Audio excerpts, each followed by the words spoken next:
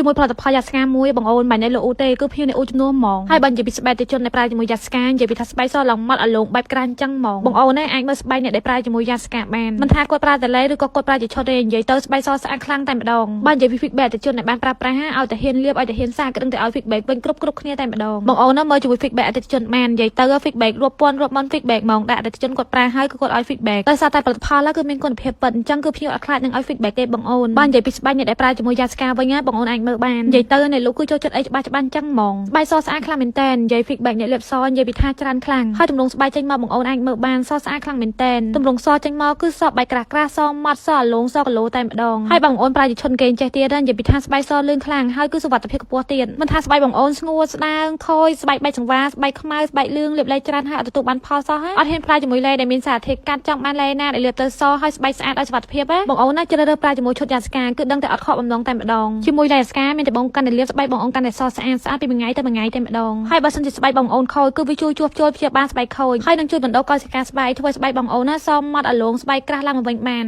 អ្នកលក់មិនមែនចេះតែនិយាយទេណាប៉ុន្តែអ្នកលក់គឺមានអតិថិជនស្បែកភ្ញៀវបញ្ជាក់អះអាងចឹងហ្មងចឹងបងអូនចង់បានស្បែកសស្អាតឲ្យសុខភាពខ្ពស់នៅចាំអីទៀតបងអូនអាចប្រើជាមួយឈុតលេយ៉ាស្កាបានមើលស្បែកអតិថិជនដែលប្រើទៅគឺដឹងហើយ